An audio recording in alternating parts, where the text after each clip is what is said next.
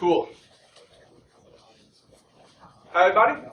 My name is Adrian Crenshaw, and the talk you're sitting in on is Lockade, Locksport electronic games.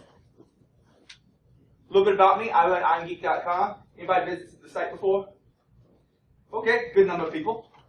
I have an interest in InfoSec education. I don't know everything. I'm just a geek with time in my hands. I may get something wrong. Let me know if I do. And I'm also a senior information security consultant at TrustedSec, who lets me come to a lot of these events, so send this word. Also, I'm a co-founder of DerbyCon, which happened just this last weekend. All right, very quick intro to block picking. That's not the main focus of this talk, but I figured people should understand the basics before we show how my games were made. And by the way, these games you'll see over in the Lockpick Pavilion over there. But basically, our lock picking, you use little imperfections in the lock and an understanding of how it works to be able to open it without the proper key. Now, people say, why do you learn this kind of skills? It's only used for criminal use. Well, an actual criminal is generally going to break in through a window or something else. Lock picking, unless they want to be really substitutious, takes too much time, too much skill. People aren't going to do that. For example, people ask me all the time, well, fairly often, they ask other lock pickers a lot more, what kind of door lock do you have? What's your front door lock? Because they figure, oh, you must have something really high security. No, not really. It's just, looking at where I am on that. I don't have anything high security at all. It's got a window right next to my front door, so you smash it through there, reach around, and turn the bolt that way. So I just have a normal crappy quick set on my front door. Not that other locks aren't crappy also, it's just anything you're going to buy for like $8 at Walmart, probably it's not going to be a high security lock. Also, laws vary from state to state on lock picking. Here in the state of Kentucky, it's legal to possess them unless they can show intent of burglary. So if you're burglarizing a place, and remember, I'm not a lawyer, I have a soul if such a thing exists. If you're caught burglarizing with them, it becomes an extra charge. So possession of burglary tools. But just having them by themselves, no. Indiana, same way. Tennessee, my understanding, you have to be a licensed locksmith to have them. Though I don't think it's so much worry about criminal intent as it is, it's kind of a union thing. You know, kind of like you got to be a card-carrying locksmith to be able to have them. And we're going to talk about different types of locks. There's a whole bunch of them besides just these. But I'll talk about warded locks first, pin tumbler locks, and wafer locks. And you know what I'm going to do? Actually, I'm going to run out my own talk for just a second across the room to grab something because I never. I want a warded lock show. Most interesting talk I've ever seen. Yeah. I just thought, You got one of them ever takes place and impersonate him. We can do identity theft of the speaker himself. that'd be interesting. You know what would be really funny is when he comes back and sees somebody did it on the video, like later tonight when he goes to edit and put it online. That would be funny. That would be funny. But you gotta get the accent right. And not like it would be a target or anything. A lot of my talks end up being rather proper. Okay, we have warded locks now, so I can actually demo this. We'll cover them first. These are a very simple type of lock. Probably the cheapest thing you're going to see at Walmart. Actually, I think this is a mountain security from Walmart. These things are super easy to get. Basically, what you have is wards inside to keep you from turning the key. And if you have something that bypasses those wards, you can get in and turn it. Now, in the case of this one, if you look down its barrel, look down its keyway, you notice that you won't see pins, and it has a certain, well, interesting shape. Because I don't see pins or wafers coming down, I know these two are warded locks. Now, normally they have a key that looks, well, this is a single-sided warded key, or other types, but you're going to see something that looks vaguely like that. Those other types of warded keys, but there's different ways of picking them. Essentially, you use something that amounts to a skeleton key. I have a set of warded lock picks right here. And the way those work is I pop one in, turn it, and it's essentially just like having a key, if you can get in the right spot to turn it. These things are super simple. I've gotten pretty much every warded lock I've ever found with these except for one down in Augusta, which I think may have been rusted shut, I'm not sure, or ones that are too small. But it's essentially like using the key. These mountain security ones, as a matter of fact, I wish I had one of the keys on me. There is one in the village, I believe. Basically, you can actually grind down everything to the tip. You basically make the key look like a penis, for lack of a better way of saying it. And you can pop that in and turn it, and it will open up pretty much all those mounting security locks, which is the cheapest padlock you can get at Wally World. That's a water lock. Most locks are hopefully going to be better than that. Let's go back to the slide. Alright, that brings me to wafer locks. Now, these are, you're often going to see it in cam locks. A cam lock is essentially, well, like a lock you see on a desk drawer. We have a little cam on the back end, a tailpiece, and you just try to open it, and you move that tailpiece out of the way, and you can open the drawer. The wafer locks are real common in drawers and furniture and such. Your car also probably uses a wafer lock, but it uses a double-sided wafer lock. It's a lot tougher. But generally, wafer locks are going to be pretty easy, though they can make higher quality ones. And I have a demo of one of those too. Let me see if I can find it here. This is actually a wafer lock that came off of some cabinet at some point in time.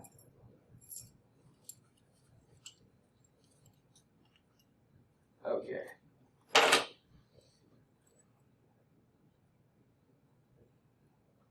So this guy.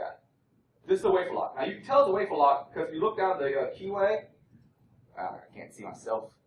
Let's see. There's these little flat pieces. Yeah, you can kind of see it that way. The flat pieces instead of pins. I'll show you the pins in a bit. The idea behind one of these is you have wafers in it that have to be adjusted to a certain height before you can turn it. Alright, notice these little channels running through it, like 4 of them. Those channels have some, oh man, that looks worse up there because of not having a real screen. Okay. Dexterity is not my thing. You see those little wafers? That's the outside of it that you saw from inside the keyway. What happens when you put the right key in, those all get aligned and pop back in. So you can turn it, and it doesn't get caught up in those little trenches you saw before. And that's the basics of how a wafer lock works. And generally they have very loose tolerances. These you normally get using a technique called raking, which is basically going into the lock, taking a pick, applying light tension, just until you get all the pins up. It's sort of like, everybody here is familiar with fuzzing or even, let's say, brute force attacks in the sense of, yeah, essentially doing the same thing to the lock. But by brute force, I don't mean actually applying a lot of tension or really sawing at it. It's some lockpick pavilions you'll actually go there at the end of the day, look down, and right below the locks would be like a bunch of brass dust where someone's pulverized the pins. It doesn't take a lot of power to pick locks. Matter of fact, if you use too much, you'll have problems like oversetting a pin, which causes you problems. Now, that brings us to pin tumbler locks, which are probably the most common locks you're going to experience because your front door lock is most likely a pin tumbler lock. And the way they work, I'll try to illustrate up here, is you have key pins and driver pins. Some people call them top pins and bottom pins. Not everybody hangs the lock the same way we do in the United States usually. So it's better to refer to them as key pins and driver pins. The driver pins are the ones in blue. When the proper key is inserted, they all line up with the shear line. Like this one. They all line up with the shear line. You can turn it, and then the mechanisms in the back will turn the bolt or whatever it's hooked to. This one, for instance, though, that's not quite the proper key. It's misaligned, and that won't turn. This one's misaligned, so it won't turn. But the idea is you get them all lined up, and you can turn the lock. Now, to give you an idea of what those are going to look like, I have a pretty simple demonstration model here. This here is a nice little transparent lock, which may not read that well on camera considering the lighting. Trying to get it in the right spot. You can see the top pins there, and you see they're all sorts of levels. And as of right now, this thing was built like a mirror. I could do this a lot easier. If you put the wrong key in, pins are going to be in the wrong positions, you see? That's not going to turn. You put just the right key in. They're all nice and lined up. Turns no problem. Now when you're picking using imperfections in the lock, basically these holes at the top are not going to be drilled perfectly. Unless you want to spend a lot of money on engineering a perfect, automated drill press to go they're going to be off by very, very fractions of a millimeter or something.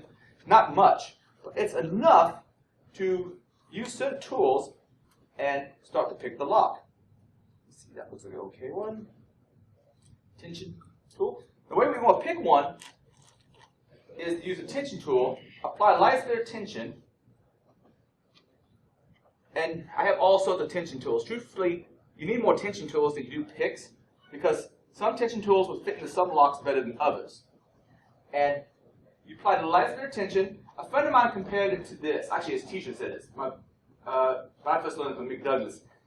He said, "Then you have a pet ant, and you love this ant. And this ant has poison all around it. But you don't want to squish the ant. So you want to put just enough pressure on its head so it doesn't walk into the poison, but not so much that you kill it." He got that from his lock pick instructor, who I don't know the man's name, but I love that analogy. So now I don't think I can do this and have you easily see it. So I'm going to try to do this and get one of them set myself. Applying a light bit of tension, I reach into the lock, and I start getting various ones that lock above the lip. And I got, okay, I had a few go. All right, if you can see this, let me get out of the way here. Well, that's not going to get in the way of something else.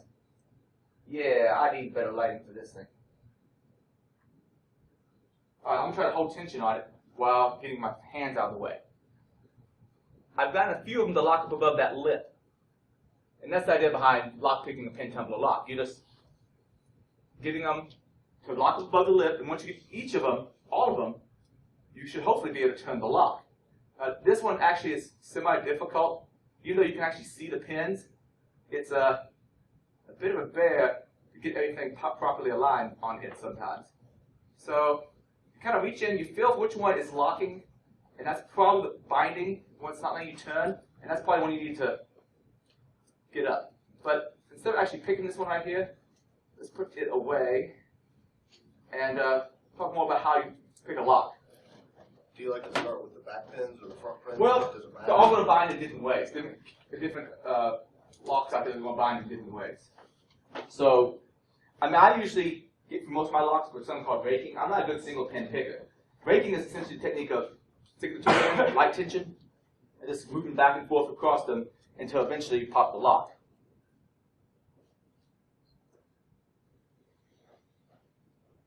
By the way, all this artwork was done by Debbie and Olam, I believe. Okay, picking a pin tumbler lock. Well, we'll use those imperfections, as I said before, and we're feeling for one that binds, and go, oh, that was binding, and you find light bit of tension. You push that up and say, oh, it just gave way, I'll let go. And then you find the next one that binds, and the next one binds. Now, sometimes that's going to be back to forward, but not necessarily.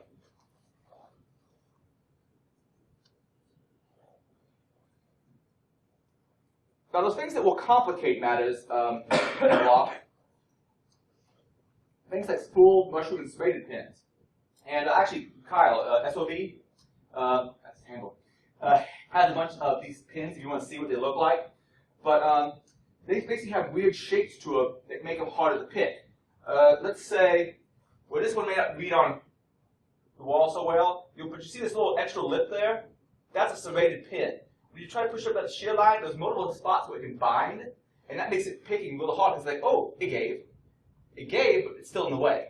You have to pick it again. But to do that, you have to let off a little tension to get it up all the way.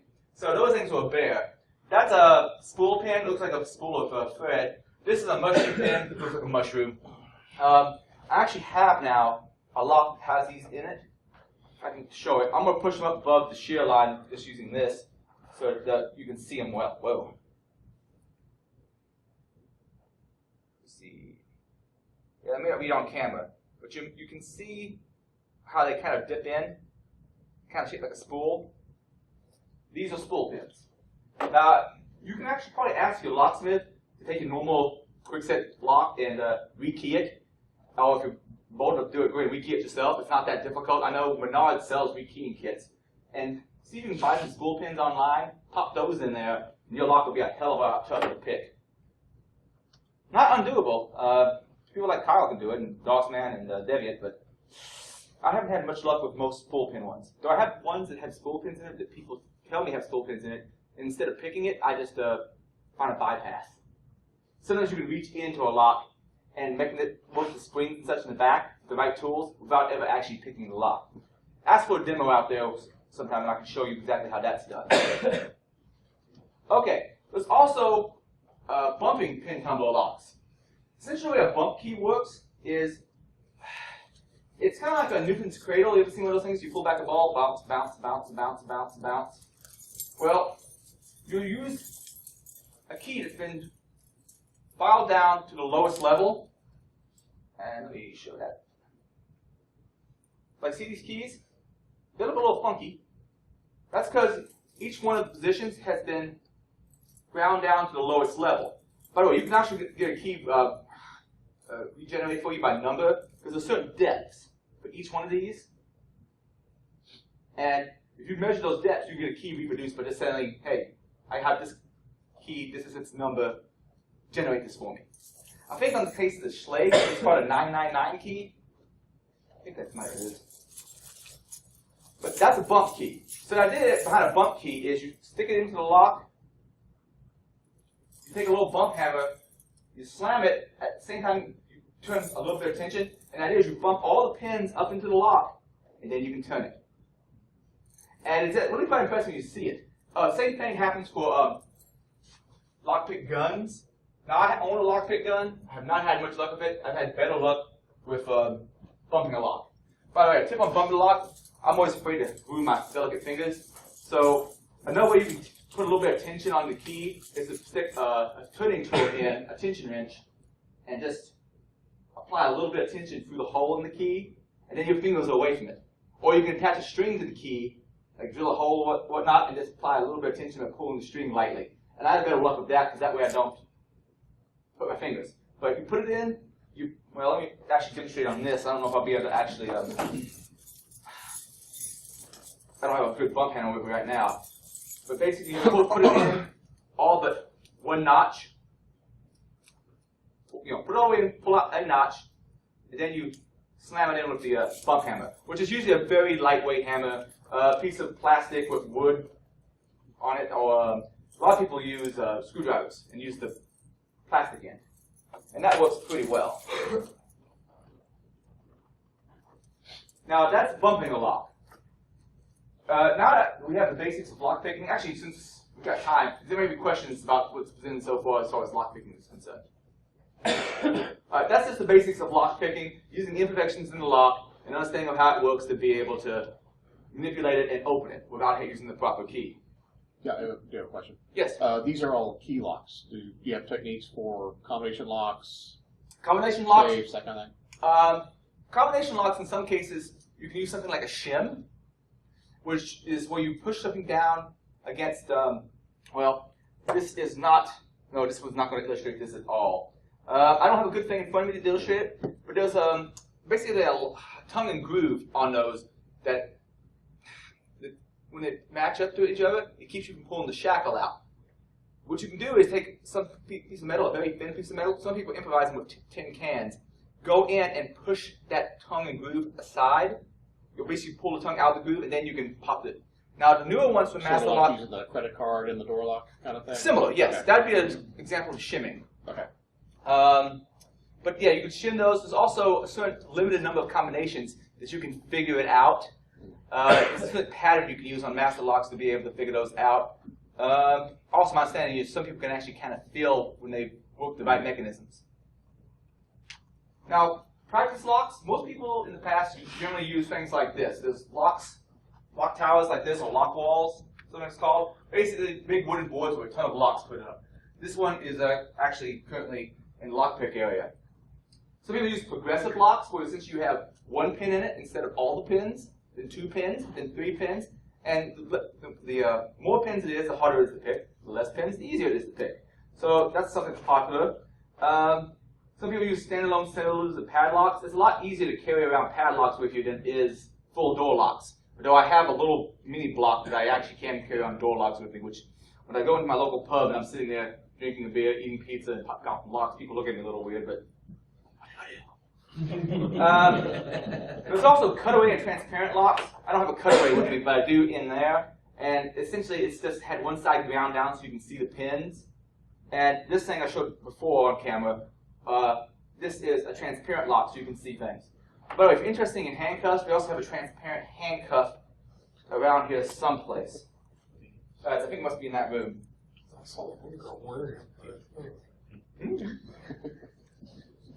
Alright, my inspiration for what I was doing next is essentially DOSman. DOSman decided to step up the game. Instead of just using these normal practice tools, he started making his own games. Right there is the Rumble Challenge, which I won at Central CityCon this year and got me a $100 gift certificate, with which I quickly ordered more lockpicking stuff. But the way the Rumble Challenge worked is it all talked back to a central microcontroller, and depending on how well you pick the locks, it would pour you booze. And the idea is you make a point for each shot you took. You also get a point for each time you're the first person to pick the lock. But when you picked one, it poured shots of other people. To tell you the truth, I don't understand all the rules to it. He has them up online. And one of the reasons I may not understand the rules to it is because I was probably playing the game at the time and I quickly forgot it because of the amount of alcohol I imbibed. And he's got a scoreboard in the back that shows you like how close you are to each other as far as times to finish. But he made a drinking game out of this. And it's called the Rumble Challenge because it's got like a little vibrating motor on him. But yeah, it spins his hooch. He also made this game of his where he had a ammo can and it looks a little bit like a bomb and it's got a timer on it. You got to pick all the locks in it within a certain amount of time. Whoever had the most time left in the clock would be the winner of the game. Here is his Rumble Challenge a little bit closer. You see where it has a little shot glass and where it's going to dispense alcoholic beverage. That's Zach in the background setting one up, I think maybe at DerbyCon. He improvised the vibration motors. I can't remember exactly what he used. He used an overvolted aquarium pump to pump out the liquor and a bunch of tubing. And here's this display board I think one of his buddies wrote for it. Now, he inspired me. But another term that's kind of inspiring on this is gamification. Ever heard the term gamification thrown around there? I'm going to read, I think that's the Wikipedia quote on gamification just to define it. Gamification is the use of game thinking and game mechanics in non-game contexts to engage users in solving problems. To put this a different way, I enjoy lockpicking, but I like getting better if it's like a scoring system. I can tell if I'm getting better or not. The sense of competition is kind of fun. So if you're having a lockpick competition, it kind of inspires you to learn better. You can build up, so you can really see your progress when you have like a timer on it. And just having a game makes things less mundane than sitting up picking a normal lock. So I started thinking, can I make one? Since Dawson's been making these things, he's got a whole hackerspace, so I decided to see if I could make some. And I had limited tools sitting around the house. I wanted to aim towards making it cheap so people could easily make these things at home. That kind of went by the wayside when I started buying more and more stuff for my home shop. I wanted to be a little bit more flashy than DOSman, so I made mine do a few other things. And I wanted to be simple to code, so I used Arduino. Just the Arduino environment is very easy to develop it. Later on, I used some stuff with Raspberry Pi, and I'll show that off as well. And I wanted to use crap I had laying around. Well, here's the first thing I made with okay results. I took a Harbor Freight ammo can instead of the metal ammo can that DOSman had, and I got me a piece of plexiglass, drilled holes in for cam locks, and essentially programmed it all up with Arduino. If I was to illustrate what that looks like, I don't have this one in an ammo can, but functionally it works the same way. Let's see if we can get this thing to read on camera. Alright, I'm going to turn this thing on. Actually, can someone turn off the lights in here? That's better. Or turn them way down. Right, thank you. Right, come on, do your thing. Wow, that is not reading at all. That's better. better. Blue. Getting the angle right is the problem. I know this is a mesmerizing talk right now. Oh, anyways. The idea is you have a timer that keeps counting down, and as you pick the locks, you can you try to get as much time left on the clock as possible. And the icons change for each one of the locks to show you that you've picked them. By the way, all these ones are counterclockwise, I just recalled, which is fairly common in cam locks. Let's see if it's showing right now. Lighting is a pain in this. Okay, actually, let's go ahead and just turn the lights back on if you don't mind. Yeah, that one I just picked, you saw it flash, and the icon changed. And I'm just going to hand this thing around since I don't think I'm going to be able to find a lighting. Oh, there we go. It says total locked. Well, that is so temperamental. Just pass it around. Normally I actually use a better webcam than the one built in my camera, built into my laptop. Speaking, I don't do it much. I work from home now, and I find my vocalization skills slowly deteriorating with a lack of contact with other human beings. Okay. There's no human beings here, you're safe. So this is what I came up with. Basically, the way it was designed was just use the ammo can from Harbor Freight. That was dirt cheap. Plexiglass, which I had laying around. A Tinsy 2.0, which is a small microcontroller. Essentially, this is oversimplification, but it's essentially an Arduino that's smaller. You could use an Arduino if with a little time and effort. There's LCDs out there that have a backpack on them that can accept the I2C protocol. And the nice things about those is it's easy to send text to them because you only need 2 lines for power and 2 lines for addressing. So that makes wiring them a lot easier than wiring a normal LCD. That one you have right there actually changes color. I think I got that from Seed Studio. And a bunch of jumpers and a beading wire. And basically the way my first one worked is I had some metal posts, screws, and cam locks. Now cam locks I was talking about a little bit about before. They just have a cam on the back, and you turn on the cam moves. So I had these grounded, I had the cams touch them, and I read off the lock whether or not it was touching ground by going into one of the inputs on the Tinsy. Question. Yes. Did you, that's got 6 of it, looks like. So did you make like one with 1, one with 2, yes. and you took the locks apart and redid the Yes. complexity? Yeah, I think on the far left, top left, that was 2. 1 down is 3. The 2 in the middle is 5. The bottom right is it's 4, and 5 is the top. Oh, great! How do I remember? So you mixed them up, so that way it wasn't it's a the little same. confusing. Yeah, I didn't exactly do it in the most orderly fashion. You were drinking at the time. I probably was actually. Yeah. Well, that turns into a more challenging game because then you're like, which one's more? You have no idea when you engage the lock. Interesting. So once you pick it a couple times, you know which one's which.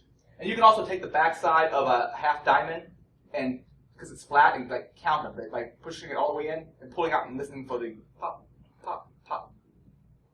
Oh, it also had an RGB LED just to change the background color.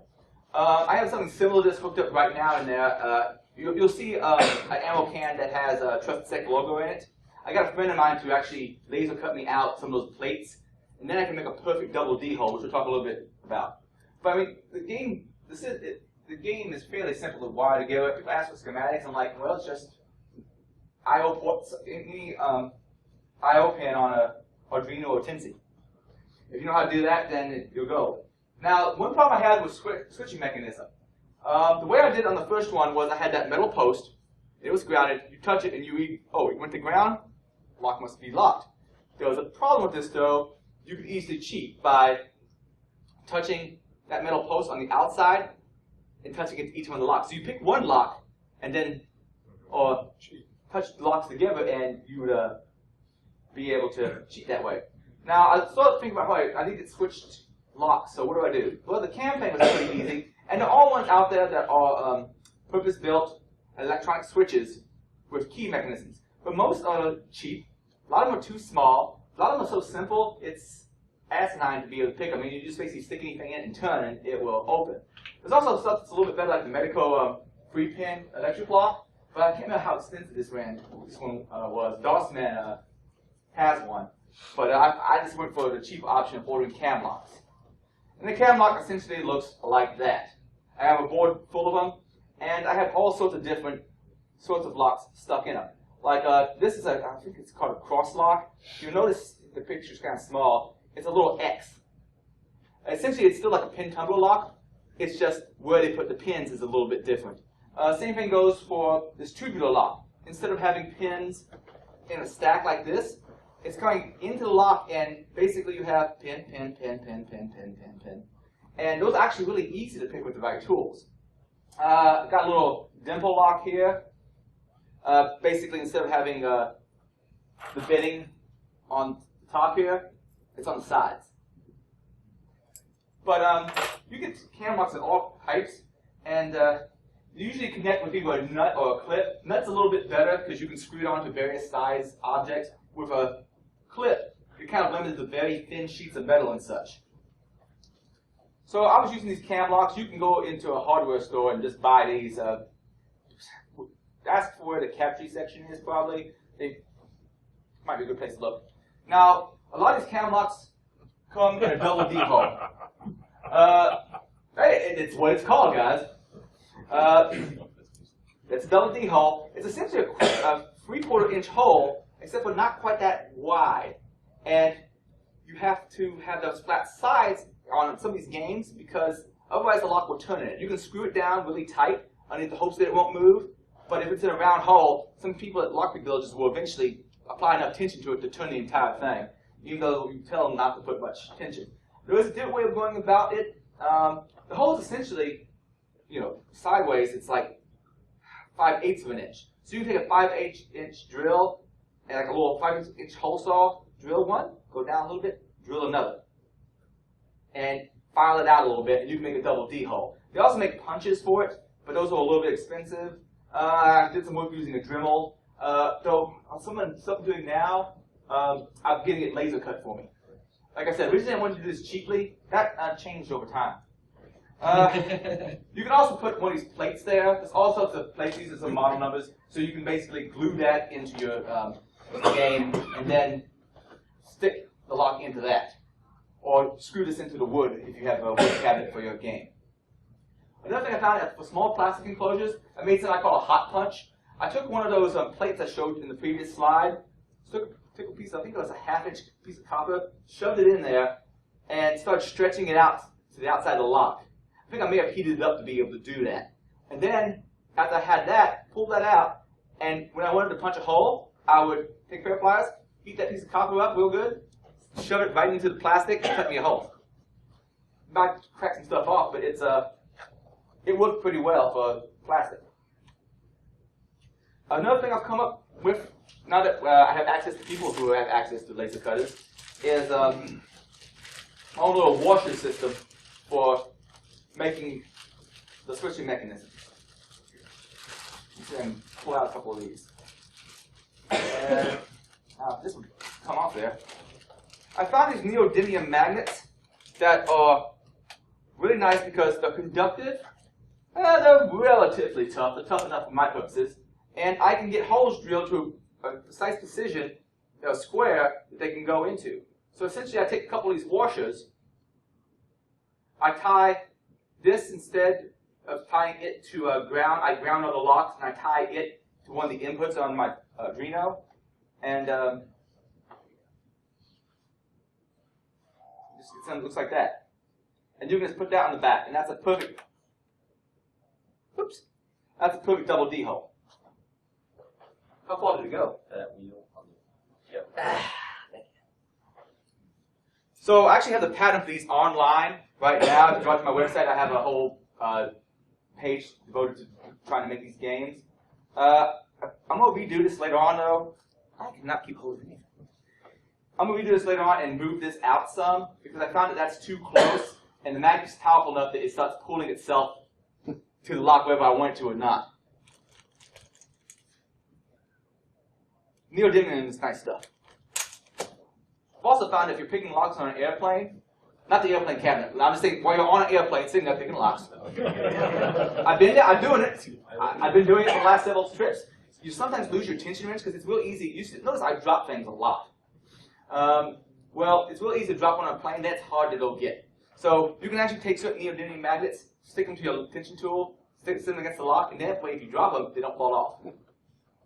I actually have some neodymium magnets that have holes through them that are really good for that. This is getting cut out by DOS man. Okay, the main board I use is a Tensy. This one is $16. There's actually newer ones that are a little bit more expensive, but I don't need the features of it. That's a Tensy 2.0. You can also use a Arduino Leonardo knockoff if you want to change some of the pinout numbers. I have the source code, by the way, on my website as well. I use a bunch of jumpers. I always repurpose electronics, so I didn't want to do anything permanent. So I use the jumpers to go from place to place. But the problem with that is it makes the entire game easier to fall apart. Power supply, I found these $1.25 power supplies that will take, I think, 9 volts in, and then put out 5 volts for you, so you can run them off a 9-volt battery. These 16x2 serial displays, only like $8. Rare earth neodymium magnets, depending on which ones you get, but for these ones with the hole through them, they're like $8 for 10 of them. Now, I always mentioned a little bit about lock types and picking different types of lock. Well, there's pin tumbler and there's wafer, but I always basically covered this in a previous section. Sourcing parts. I've learned something about sourcing parts. You don't always know what you're going to get from China. You order something, you don't know how long it's going to take to get here.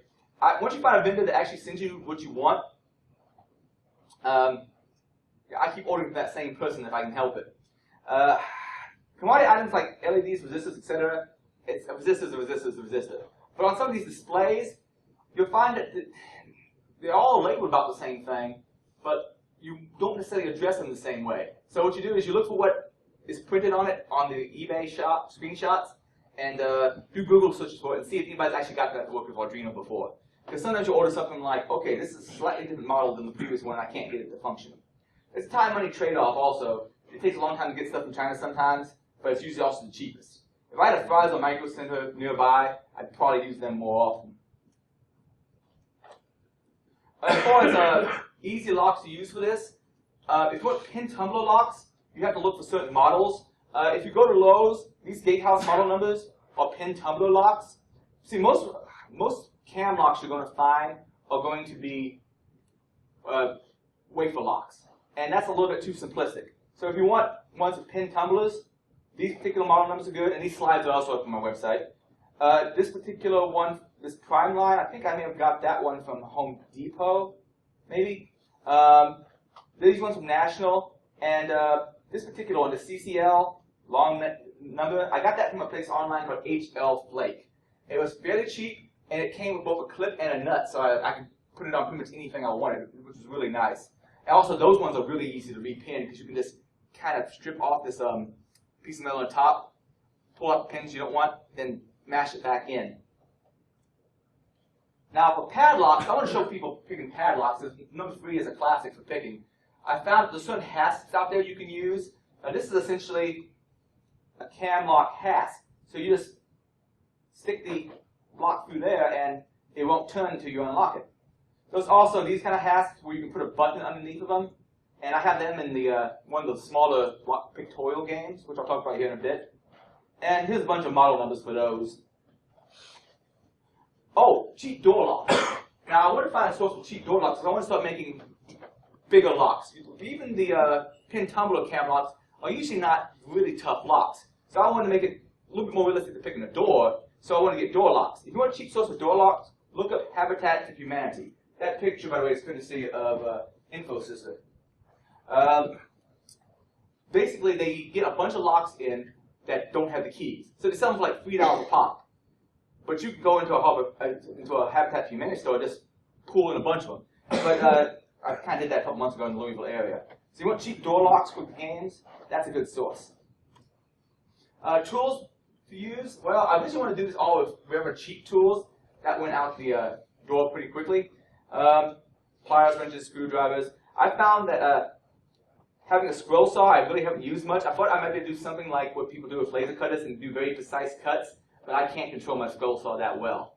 So I haven't used it a whole lot. A table saw is nice to have if ever you want to do straight edges. I cannot saw a straight edge with a hand tool, but table saw makes that easy. Unfortunately, if you get even a halfway decent one, it's like $125. A door install kit's nice. You may not be able to quite tell what this is from here. Well, essentially, you put it on the side of a board, and it puts all your holes exactly where they need to be, and you use it as a guide to drill all the holes exactly where they need to be for the lock to mount.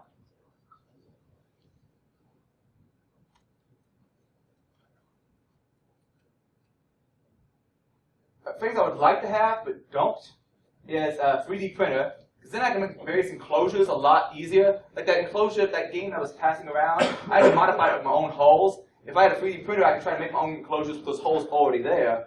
A laser cutter would be nice. Luckily, I have access to people who have a laser cutter. I've been thinking about talking to some more to the level 1 guys and see if I can borrow some of their equipment or pay time on it.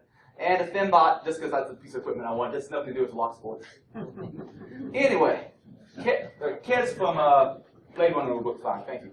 Anyway, enclosures, ammo cans are okay. That's what I've been using. The normal rectangular project boxes, you'll have to cut your own holes for LCD and so forth. Now, I found a couple of enclosures that had those built in already. Tech has some enclosures that have holes built in for different size LCDs already. And there's this one that mounts in code, this MDT65B. Unfortunately, it's so small it's hard to get your lock in there. Now, you can try cutting your own with a scroll saw. You might have mixed luck on that. I'm going to start working on just cutting out pieces of wood and make myself a box enclosure. See, that brings me to the pick board, which you always saw passed around. Essentially, it's a smaller version of the ammo can, and has a nice little color-changing LCD screen. Now, a few tips when you're trying to work on your enclosure so you can actually get all your locks in it. First thing, go slow. If you're using a Dremel, it's very easy to cut off too much material. Bices and workstations are nice because you can hold stuff in place. Because doing anything freehand is difficult. Measure 8 times, cut twice. Because I usually screw up my first cut, and I find some way to make it a second cut and use it in some other project. Try to cut, not melt if you're using a Dremel tool, because it's real easy on the plastic to just heat up everything, and you're not really even cutting anything at that point. You're just causing friction and melting. Though sometimes that'll get you through things. And practice on scrap first. Oh, aim also for enclosures that are larger than you think you need, because once you start putting all the electronics in there and that cam in there, it gets to be difficult. And keep shit from rattling around. Foam padding might help in the case of some electronics. Velcro. It's not called Velcro. It's something similar to it, though. It's like some 3M that looks like little bitty mushrooms all over the piece of plastic. And you mash it into another piece just like it, and it locks tight. I can't remember the name of that particular product, though. Other closure ideas, junction boxes, shadow boxes for shelves, plastic gut pipe. I haven't really, gutter pipe, I haven't really used that much yet. And Krydex, which is used for like holsters and sheaves, where you basically heat it up with a hot air gun, and then form it to whatever you want, and it stays that way after it cools down a bit. Oh. Better switching. Some of the ways I've created switches before, besides using the whole cut it with a laser cutter, is take a piece of PVC pipe, heat it up. I think this is a 1/2-inch PVC pipe. Then shove something that's the right size in, like a big cam lock, and it shapes the shape I need. And then I make my own little switching mechanism that way, and I can like stick magnets to the outside of that, and it becomes a pretty good switching system. And there's one that's actually been made with hot glue next to one of the more professionally cut laser cutted ones. Oh, switching door locks. The way I've been doing this, and if you look at the one in there, the way that works is I take a roller lock, that's what I think it's a roller switch, I believe it's called, and I basically mount it inside of the deadbolt. So when the deadbolt comes back into unlocked position, it hits the switch, and I read that as a close. Now, ideas and work in progress. Everything's a work in progress. Sometimes I'll develop something and I'm like, okay, I've got it for enough long that I know it will work. Okay, I've lost interest. But here's some things that I'm working on. This is the Pickboy Zero. I actually made this one first. I screwed up, though, where I drilled the holes. So what I did was I sawed out all that plastic, then put a piece of wood on top of it to make it look like an Atari. So I kind of sometimes put this as the Pick Toy. But you notice I had way too little space in there to work. Also, I'm working on pictorial lock computers. So if you see one in there, that is, well, the original idea was to use an Android device that takes keyboard input, use a Tinsy to send key presses to it, and write Android software to drive what video is being played. For instance, you could walk up to it, you'd be able to press a button or put something on the screen and say, I want to know how to pick this lock. And when you actually picked it, the Tinsy would send the signal to the Android device to actually play what video you wanted to play.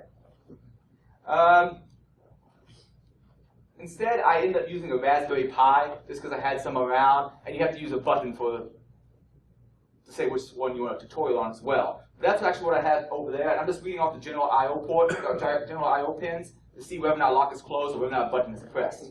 If it goes to ground, well, I know that one's been pressed, so I read that as a push button or a unlock lock. And basically, I put a bunch of video tutorials in it, so you can learn how to pick any lock in that wall, as long as it stays together. Now, this is the spaghetti code and the spaghetti wiring. That's the wiring inside of the smaller version of the game. Also, I made the whiteboard on it, actual whiteboard, where you can draw on it with a dry erase marker. And the case for it is a little Harbor Freight aluminum case. This is the bigger version I have, and at this point, I made this slide. It was a ways off. I originally bought this really nice screen to put in it, but I blew out the electronics. There's something called, I think it's a LVSD connector. It's really hard to get it in there right and not bend anything. So I went with a better, easier solution, and technically not much cheaper for the quality of it. This little Inanon, I don't even know the company's name. This little display that takes VGA or RCA video feeds, it just puts them out. And that's what's in the lock wall currently. Also, I put 5 progressives at the top. The idea being you can pick the 2-pinner, the 3-pinner, and so forth. But I haven't switched those yet. I'm going to go in and replace them with some of the cam locks that are easier to mount eventually. Now, I have some ideas for future games I want to develop. And good, I'm almost on time. I thought about, you lock my battleship, like 2 people competing head-to-head with a bunch of locks in front of them, and maybe when you unlock your lock, you can reach around and put it on the other person's side and score it electronically. Tic-tac-toe. Something similar to that where you're competing against someone else picking locks. Oh, breathalyzer game. I've actually ordered parts of this. See, I ordered a breathalyzer that I can read from an Arduino. I ordered, I think it was a 12-volt solenoid for dispensing fluids. And what I was going to do is actually hook it up to a Raspberry Pi. That way I can easily hook up a camera to it, too. And the idea would be is I would use a webcam and the breathalyzer and the locks all in coordination. The idea being you just walk up to it, breathe in the breathalyzer, you pick a lock. It takes your blood alcohol content, times the difficulty of the lock, and gives you a certain set of points, then takes a photo and posts it on the internet. I don't see anything to go wrong with this. And, reflexes, like Simon says, pick this particular lock. I don't know, race and ladders, just because I like the name, I have no idea what the game would be like. And, I don't know. Strategy games, I'm trying to think of more games you could actually design with these. If you have ideas, go ahead and email me, let me know. Oh, Lockade notes page is up on my website. So if you just do a Google search for Lockade, probably should come up, because that's kind of a, well, non-existent word. Alright, one final note. I'd like to invite you all to DerbyCon next year. We just had one for this year, so I believe those are the correct dates. We haven't formally announced it, but it's pretty much always the last weekend of September. Actually, it's always been the last weekend of September. So I'm pretty sure that is correct. And with that, are there any questions?